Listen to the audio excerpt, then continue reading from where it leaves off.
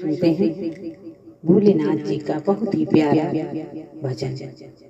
हाथ में त्रिशूल गरबा, हाथ में त्रिशूल गरबा, नागवा के हार रूपवा मनमा मोहेला, रूपवा मनमा मोहेला।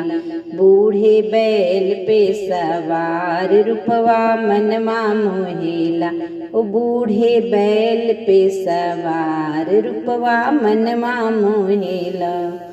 हाथ में त्रिशूल गरवा, हाथ में त्रिशूल गरवा, नागवा के हार रूपवा मनमा मोहेला, हो रूपवा मनमा मोहेला। बूढ़े बैल पे सवार रूपवा मनमा मोहेला। एक हाथ डमरू दूजे सो त्रिशूलिया, एक हाथ डमरू दूजे सो है त्रिशूलिया। भक्तन के गूंजे बाड़े भारी जय करिया, भक्तन के गूंजत बाड़े भारी जय करिया।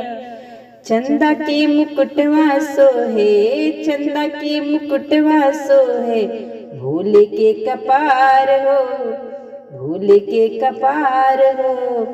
हाथ में त्रिशूल गरवा, हाथ में त्रिशूल गरवा, नागवा के हार रूपवा मनमा मोहेला, रूपवा मनमा मोहेला।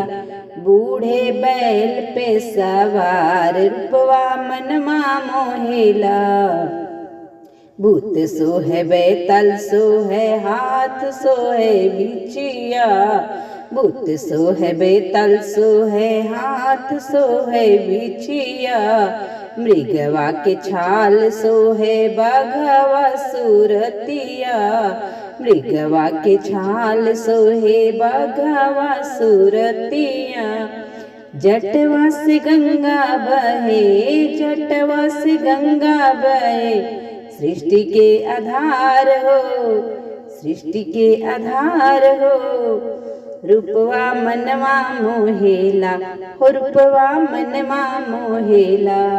हाथ में त्रिशूल गरवा, नागवा के हार रूपवा मनवा मोहेला।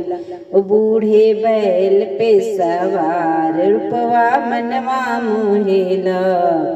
पान चढ़े फूल चढ़े चढ़े बेल पतिया, पान चढ़े फूल चढ़े चढ़े बेल पतिया।